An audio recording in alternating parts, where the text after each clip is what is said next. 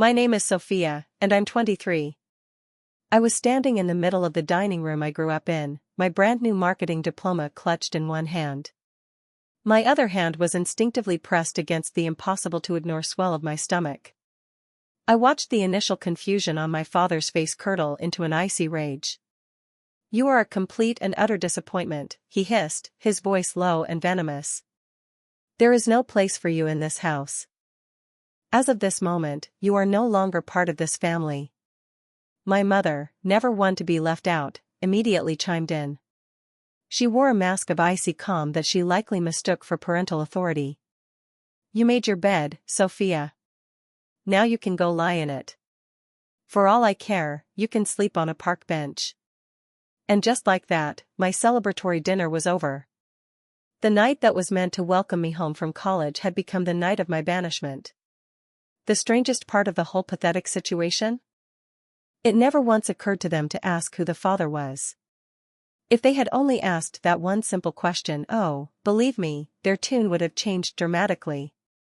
But I suppose when you're more worried about your reputation in a small town than your own daughter's crisis, those minor details don't seem to matter. To really understand how I ended up in this unmitigated disaster, we have to go back to the very beginning. The real turning point was meeting Ethan Sinclair. We literally bumped into each other during freshman orientation at Georgetown University. Think about the absurdity of it. Thousands of students flock to Washington, D.C. from every corner of the globe, and of course, the one guy from my tiny, middle-of-nowhere town in Ohio lands in the exact same marketing program. He wasn't just some random guy from home, either. This was Ethan Sinclair, the son of the man who was my mother's direct supervisor. That first day, he looked just as dazed and homesick as I felt. We clicked instantly. It was a bond forged in shared nostalgia for the silliest things. We'd find ourselves animatedly debating our high school's football rivalry or complaining about the mind-numbingly slow pace of life we'd both escaped. We dated for all 4 years of our undergraduate studies, and we kept it a total secret. It wasn't because of some silly teenage embarrassment. The reason was, and always had been, my mother. I knew exactly how she would react. She would either have a catastrophic meltdown, accusing me of being a gold digger hunting the Sinclair heir, or, and this was far more disgusting, she would immediately try to leverage the situation. I could physically picture her casually bumping into Mrs. Sinclair at the country club. "Oh, Evelyn, fancy seeing you here. Speaking of, my Sophia and your Ethan are just so close, aren't they? I'm sure your husband could see his way to expediting my promotion." The very thought made my stomach turn. So, we built an elaborate system. When we flew home for holidays, we booked separate flights. We acted like casual acquaintances. At Georgetown, we were the inseparable couple everyone knew.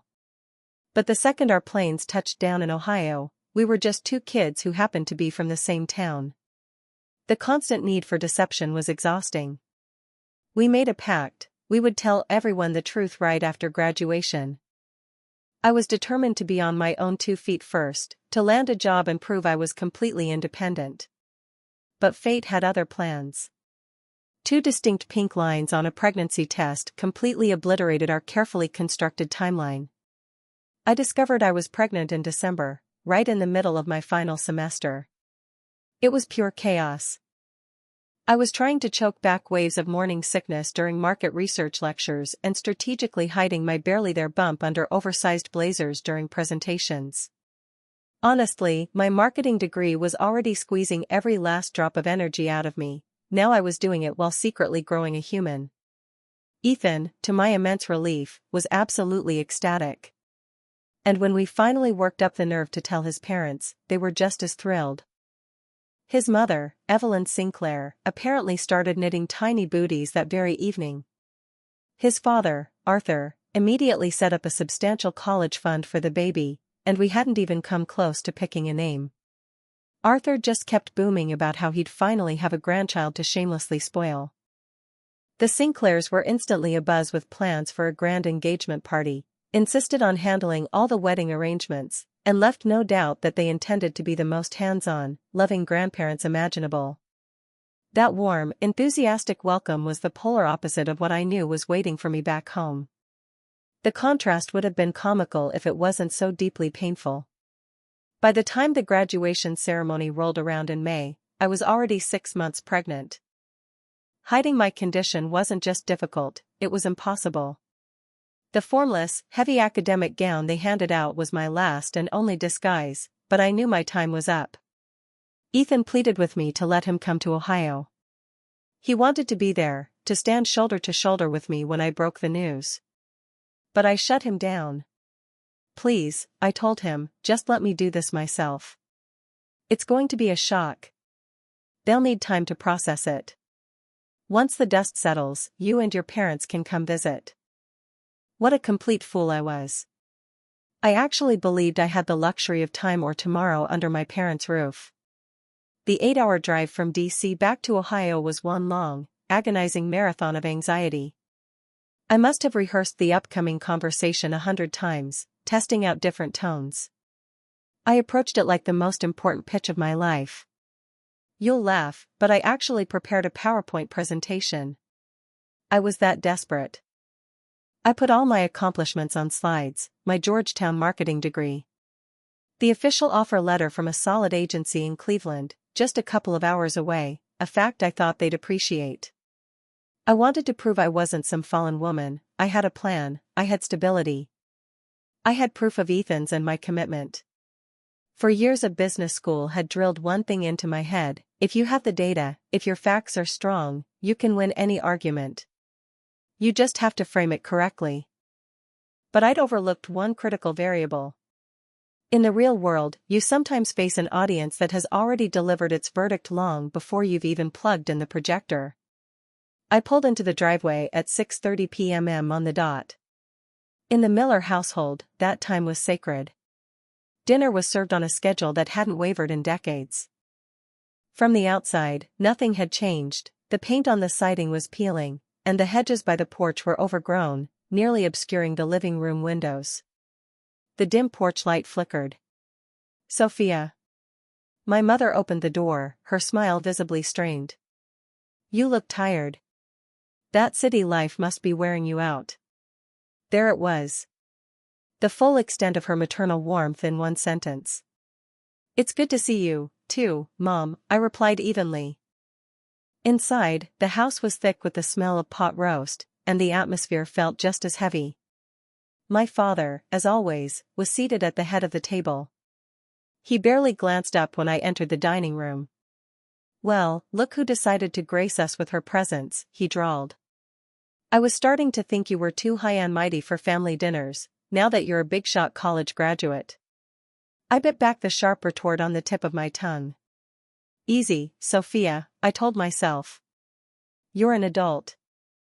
You have a degree, a job, and a man who loves you. You've got this.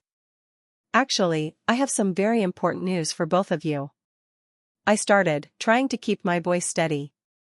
Later, my mother interrupted immediately, placing plates on the table. Sit. Eat before everything gets cold. I had no choice but to comply. I sat in silence. The next 20 minutes passed in a fog.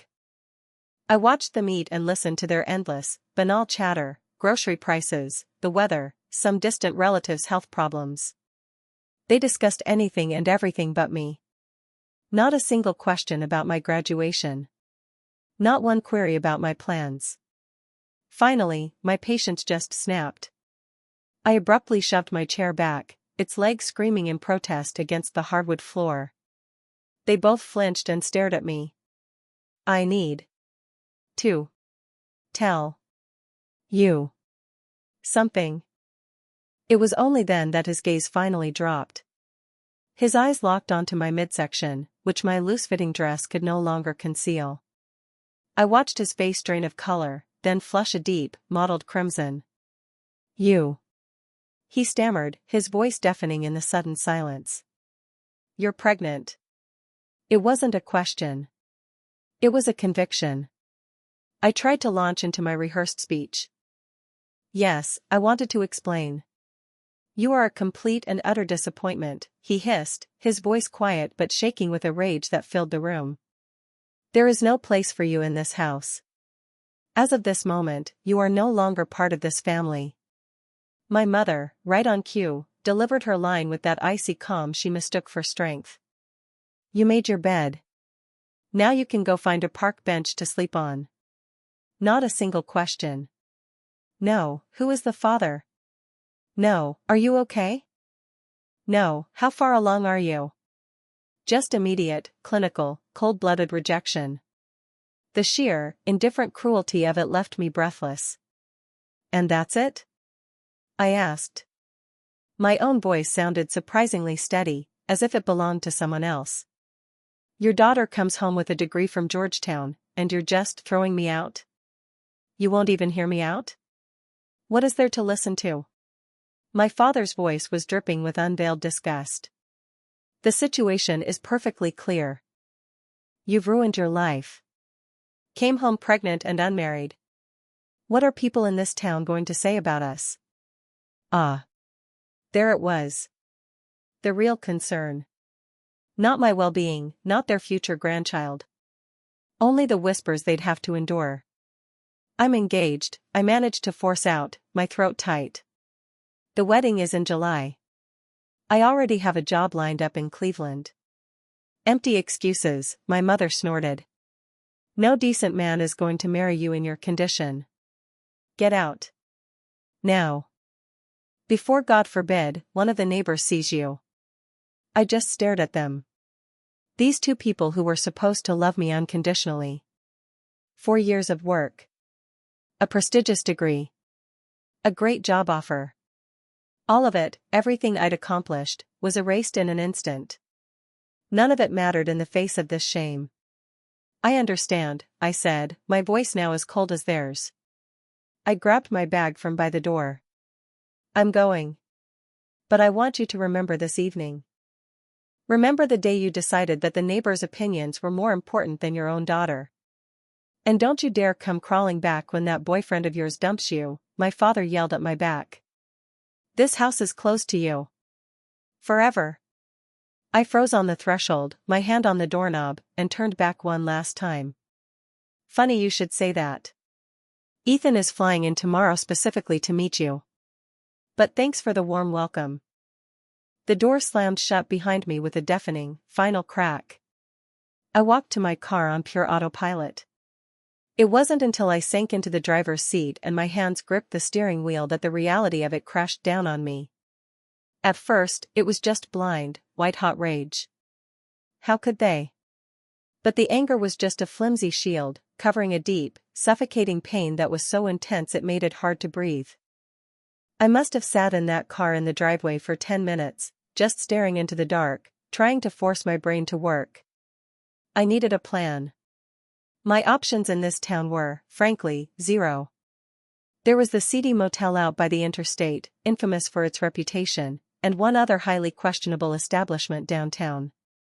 I had some savings from my internships, but most of it had just gone to pay for prep courses and certification exams for my new job. Cash was tight. I started the car and drove to the parking lot of a 24-hour diner, just to be somewhere with lights. My hands were shaking as I dialed Ethan. He picked up on the first ring, his voice full of hope. Well? How did they take it? Let's just say it could not possibly have gone worse, I said, letting out a strange, hysterical little laugh. The short version? They kicked me out.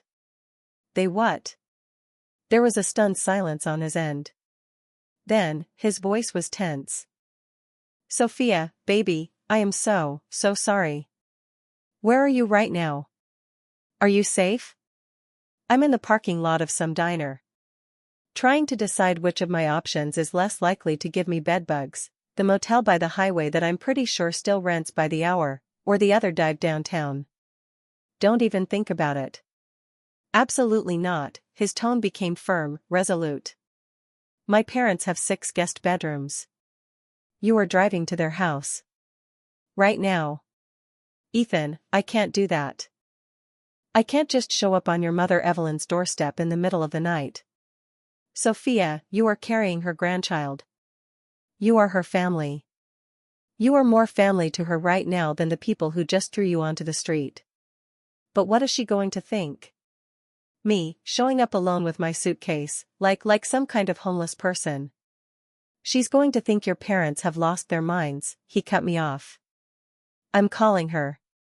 I'm calling her right now. Ethan, wait, don't, but he'd already disconnected. Less than 10 minutes passed before my phone lit up again. The caller ID read, Evelyn Sinclair. Sophia, dear, this is Evelyn Sinclair. Her voice was soft, but carried an unmistakable note of authority. Ethan just called and explained the situation. Please, tell me exactly where you are. I am sending a car for you immediately. Mrs. Sinclair, I stammered, I'm so grateful, really, but I don't want to be a bother. That is not up for discussion, my dear. Just tell me the address, she repeated, in a tone that brokered no argument. Less than 20 minutes later, a massive black sedan glided into the dimly lit diner parking lot. A tall, impeccably dressed man in a dark suit emerged. He introduced himself as Charles, and he was the very definition of discretion. Without a single prying question, he took my modest suitcase, and not one muscle on his face so much as twitched at the bizarre nature of the pickup. The drive to the Sinclair estate felt completely surreal. I had driven past that high, wrought iron fence thousands of times growing up. It never, ever occurred to me that I would one day be passing through those gates in this condition, pregnant, disowned, and effectively homeless. The house itself wasn't modern.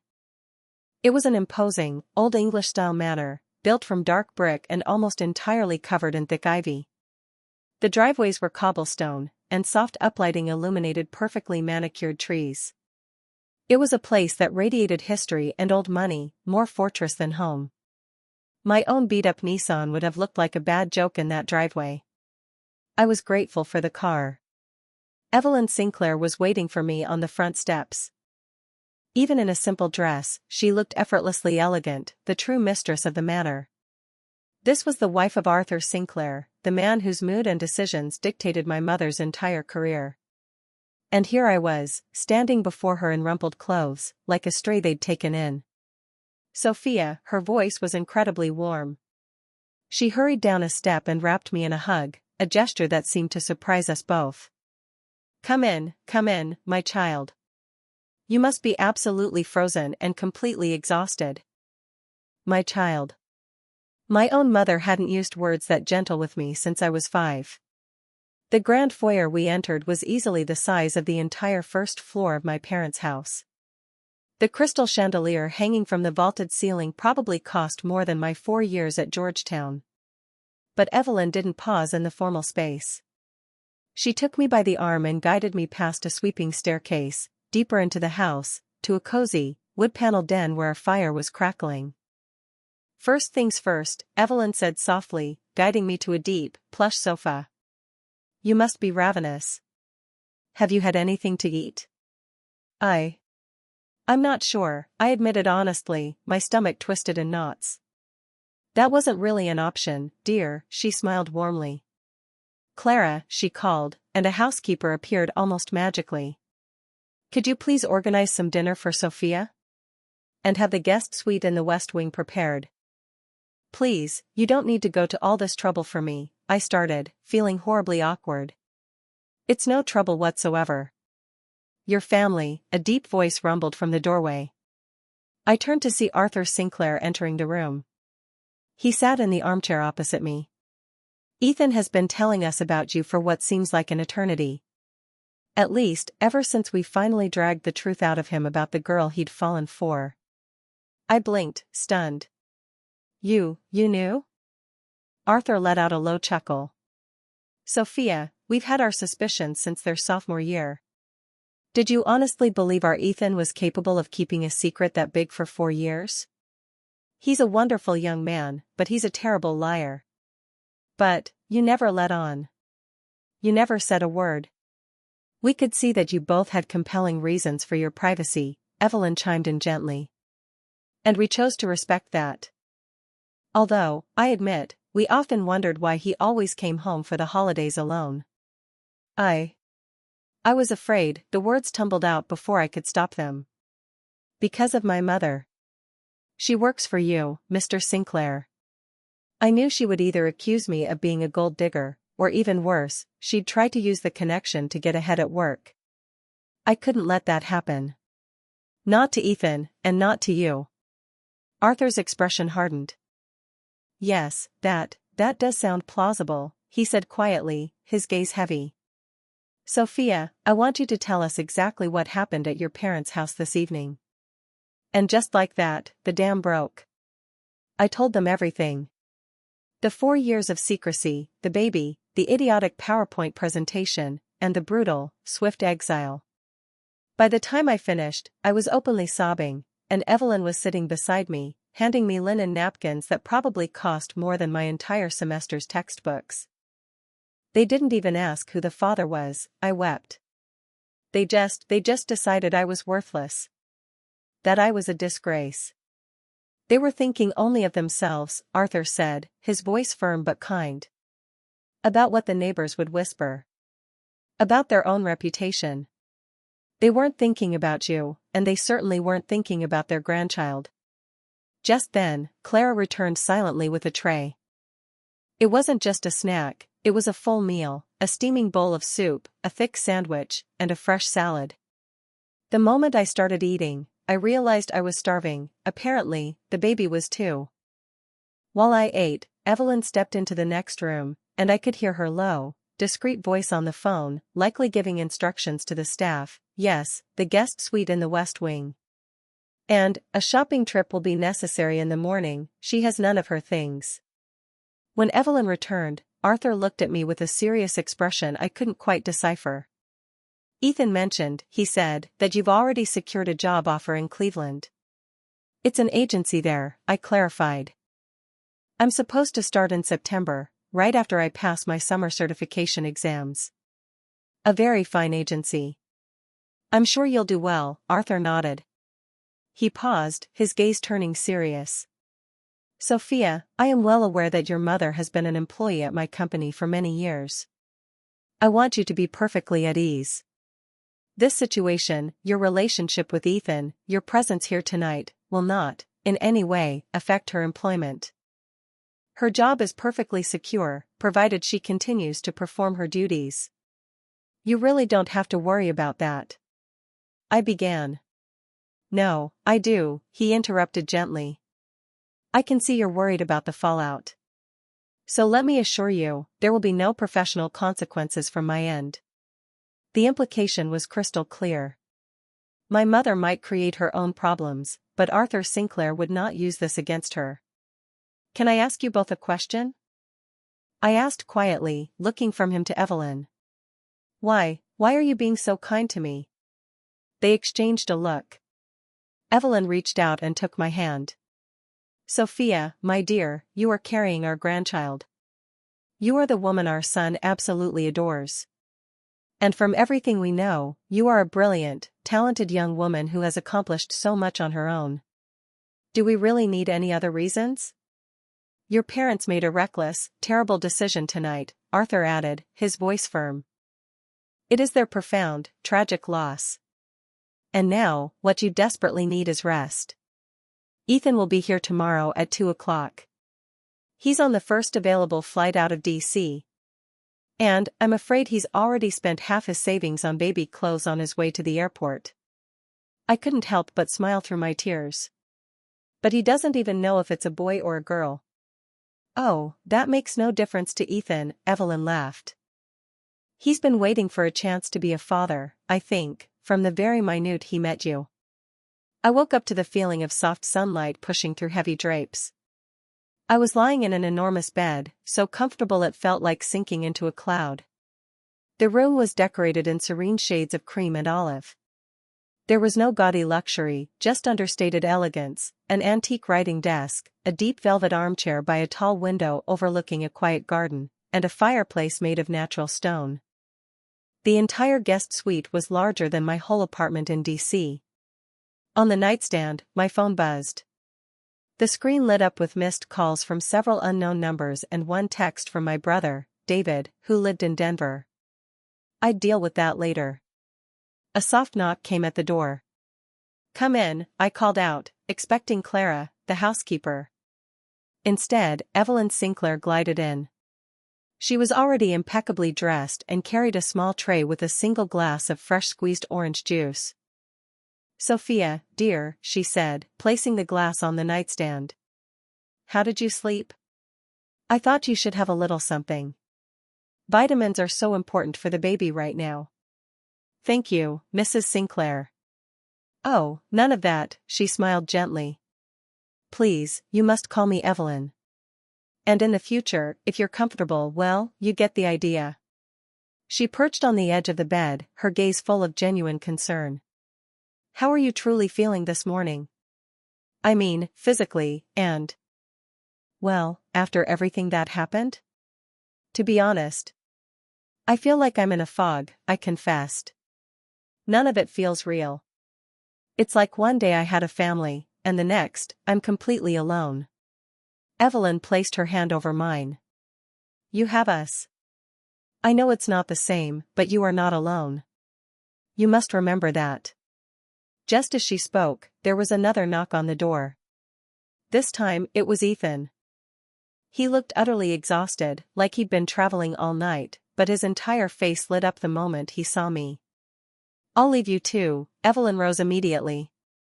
She leaned down and kissed my forehead. "Get some rest. But, Sophia, I'm warning you, after lunch, we are going shopping. You have none of your clothes. And I will not be taking no for an answer."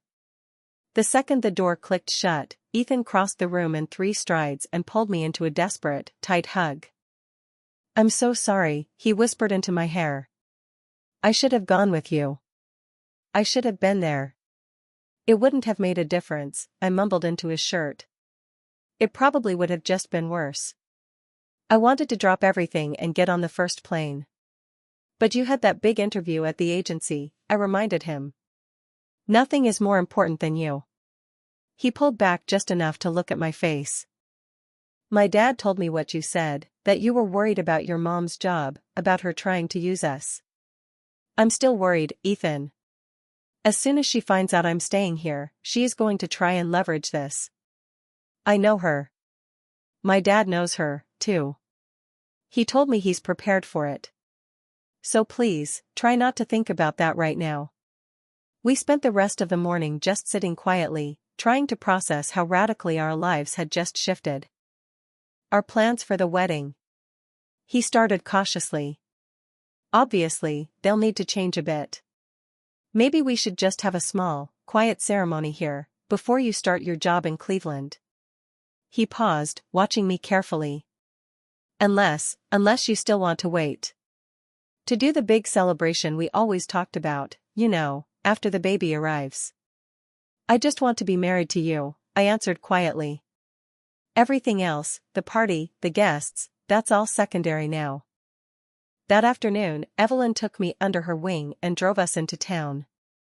"We'll have plenty of time to shop for the baby, don't you worry," she said. Today, the mission was me.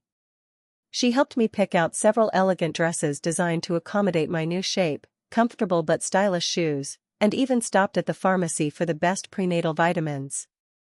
The whole time, she chattered away, telling me funny stories about her own pregnancies. For the first time in days, she made me feel normal.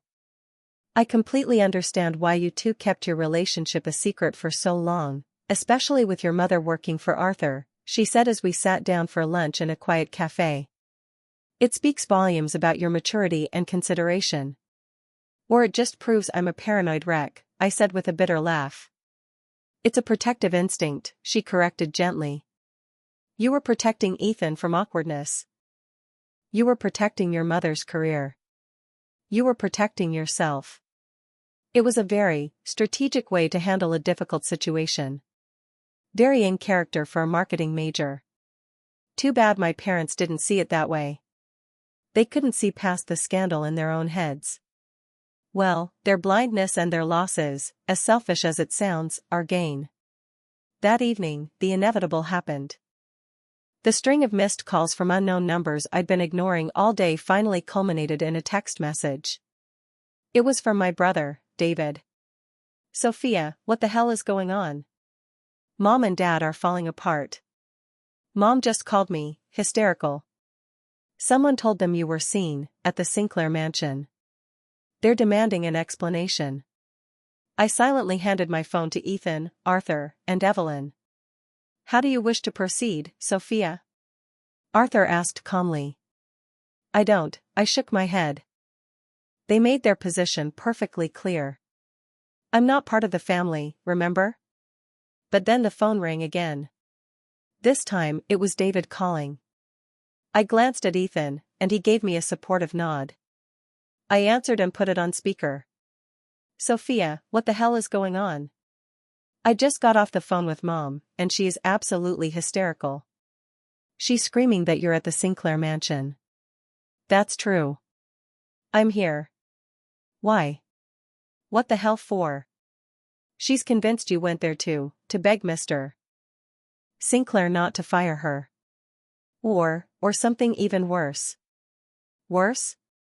I couldn't help the bitter laugh that escaped. David, in her mind, what could possibly be worse than the fact that I'm pregnant? Sophia, please, just tell me. What is really happening? I looked at Ethan. He nodded once, a silent I'm with you. The baby's father is Ethan Sinclair. We've been together for 4 years. And I'm currently at his family's home because my own parents threw me out onto the street. There was deafening silence on the other end of the line. Then, I heard a shocked whisper. Ethan Sinclair? As in, Mom's boss's son, Ethan Sinclair? That's the one. Oh my God. Oh. God. Sophia, do Mom and Dad, do they know? They never bothered to ask. They were too busy handing down their judgment, calling me a disappointment, and literally pointing to the door. They are going to completely lose their minds when they find out, David breathed. My brother turned out to be a prophet. The reaction that followed was spectacular. Of course, I had already blacklisted their numbers, but that proved to be a useless gesture. They started blowing up the phone lines at the Sinclair Enterprises corporate office, trying to get through to Arthur. They drove to the estate multiple times, only to be politely but firmly turned away by the security at the gate. At one point, they even roped in our local pastor, convincing him to call Arthur Sinclair and offer to mediate this private family misunderstanding.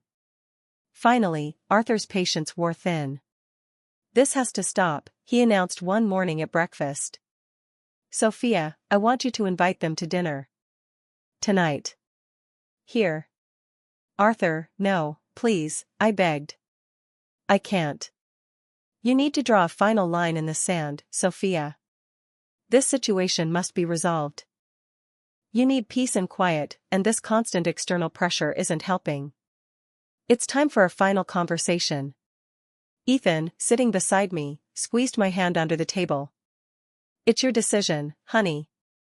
But, my dad is right. This hanging in the air isn't good for you or the baby. With a heavy sigh, I unblocked their numbers for just long enough to send a single, curt, formal text. You are expected for dinner at 7 p.m. at the Sinclair estate. Your names will be left with security at the gate. They arrived at 6:30. Even in a state of total desperation, my parents could not shake their manic punctuality. I watched them pull up from my second-story bedroom window. Their old Miller family sedan looked absurdly out of place on the perfect cobblestone drive, parked among the flawless landscaping. My father was wearing his one-bid suit, the one he'd worn to David's graduation. My mother was clutching her handbag with a white-knuckled grip, as if it were a life preserver. We didn't hurry down. We let them wait in the grand foyer for exactly 20 minutes. Was it petty? Probably. Did it give me a dark, cold sense of satisfaction? Absolutely. When Ethan, Evelyn, Arthur, and I finally entered the small dining room, I was wearing one of the new dresses Evelyn had bought for me. It was elegant and flowed, but it did nothing to hide my prominent stomach. In fact, it delicately emphasized it. If they were going to be here, they were going to be forced to look at the very thing they'd rejected. I offered them nothing more than a short, icy nod. Mother. Father. Without another word, I deliberately moved to my seat, placing myself in the safe harbor between Ethan and his mother, Evelyn. My mother's eyes immediately locked onto my left hand. She was practically devouring the sight of the massive diamond engagement ring, an antique, I'd learned, that had been Ethan's grandmother's. I could practically hear the gears grinding in her head as she did the math, and in the next second, she shot a meaningful look at my father. Sophia. My father began, attempting to start. He faltered, clearly losing his pre-scripted speech. You look, well. All things considered. I didn't let him finish. Are you struggling to find the word pregnant? I asked coldly. Is that what you're considering? My mother, seeing him flail, quickly jumped in. We came here to apologize, Sophia. Oh, really? My voice was dripping with sarcasm. I'm just curious, did this sudden urge to apologize happen spontaneously? Or did it, by any chance, materialize at the exact moment you found out the last name of my child's father? The room was plunged into a heavy, oppressive silence. Arthur Sinclair, ever the impeccable host, immediately took control. I suggest we begin with the first course, he said in a smooth, even tone. Difficult conversations are always more productive after everyone has had a bite to eat. The household staff moved silently, placing appetizer plates. I couldn't help but notice my parents freeze, staring at the array of silverware laid out before them. They clearly had no idea which fork to use. So. My father tried again, clearing his throat. He looked at Ethan. I have to admit, I had no idea you and our Sophia knew each other quite this well. We've been together for 4 years, Ethan replied, his tone polite but firm. He addressed his next words directly to my mother. And I believe we all understand the reasons for the discretion. Sophia was, above all, concerned for your position at the company, Mrs. Miller. She wanted to avoid any possible perception that you might be receiving, let's call it, unearned advantages, on account of her personal life. My mother seized on this like a lifeline. Her face lit up with a sickeningly false pride. Oh, of course. That's my girl. Always thinking of others, so considerate. I cut through her performance without a second thought. Right. A far cry from parents who are considerate enough to throw their pregnant daughter out into the street without asking a single question. Try to see it from our position, my father pleaded, leaning across the table, desperate to sound reasonable. We just weren't expecting it. It was such a shock, such sudden news. I had a plan. I came home to tell you everything, step by step. But you didn't let me get a single word out. You cut me off, went straight to the accusations, and threw me out of my own home. We thought you had destroyed your life, my father exclaimed, his voice rising. The only tragic miscalculation that night, Arthur interjected, his previously calm voice suddenly turning to cold steel, was your behavior. Parents who actually care about their child would have, at a minimum, asked for details. They would have asked who he was. They would have asked what the plan was. They would have offered support. They would not have treated their child like garbage and thrown her out. I don't need a lecture on how to raise my children, my father shot back, his face flushing crimson. And I certainly don't need it from a man who thinks it's appropriate to just take in an adult woman who's been kicked out of her house. Arthur Sinclair's voice dropped to an icy whisper, and the temperature in the room seemed to plummet. You are absolutely correct, he said. You don't need a lecture. You need what civilized people commonly refer to as a conscience. The dinner continued in a tense, suffocating silence. It was my mother who finally broke it, making another desperate attempt. We're family. We can't just. We have to find a solution. Family? I deliberately pushed my plate away. Did you consider me family when you suggested I go sleep on a park bench? Was I family when you threw me out and told me never to come back? We didn't know. she stammered. We didn't know it was Ethan. And that's supposed to make it better? I finally snapped. So, let me get this straight, if the father of my child had been a teacher, or a mechanic, or anyone other than the son of your wealthy boss, your actions would have been perfectly acceptable? Kicking me out would have been the right call then? They had no answer for that. Of course they didn't. Then listen to me very carefully, both of you, I said, my voice surprising me with its steadiness. This is how it's going to be. In a few minutes, you are going to stand up, and you are going to leave this house.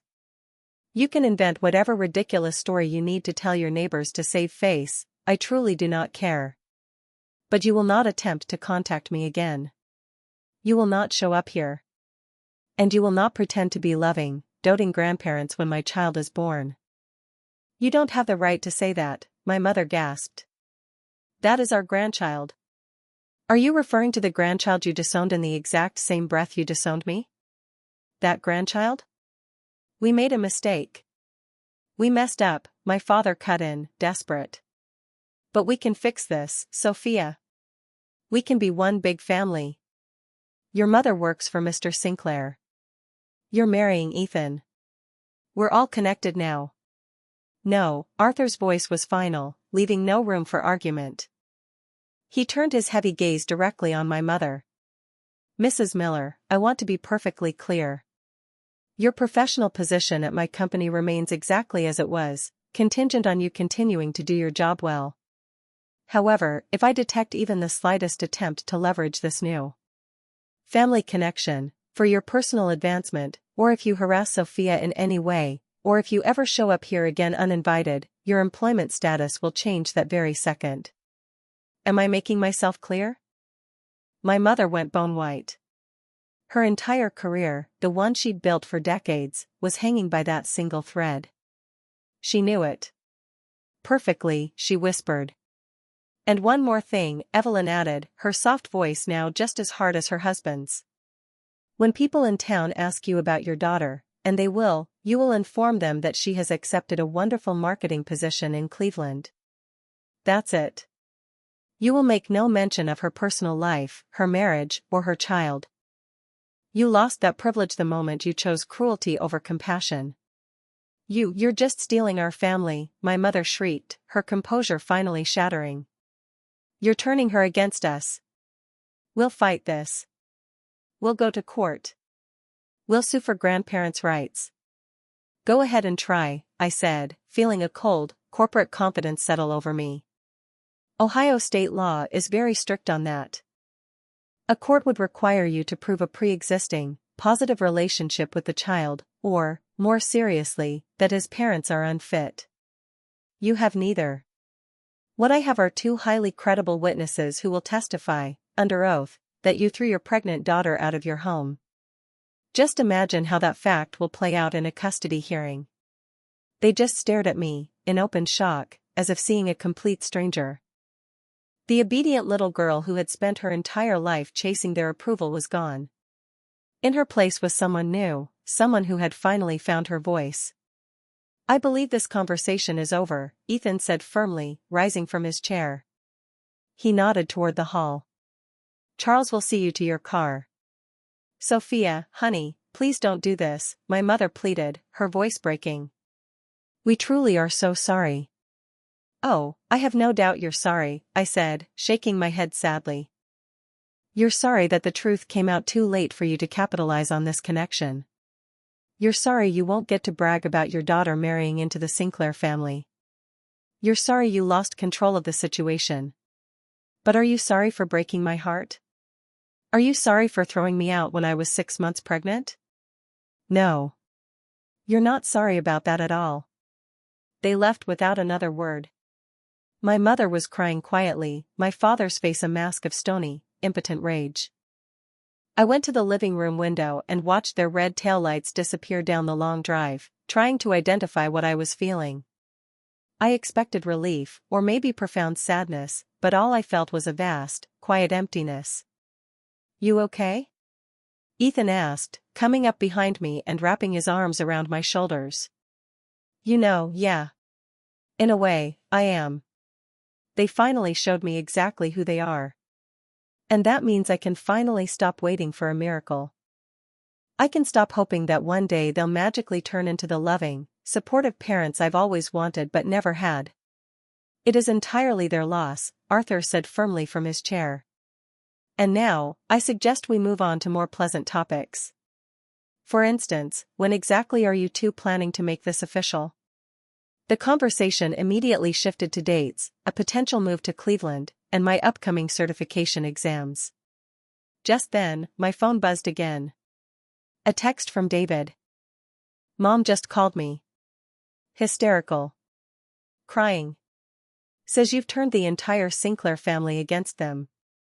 What the hell actually happened?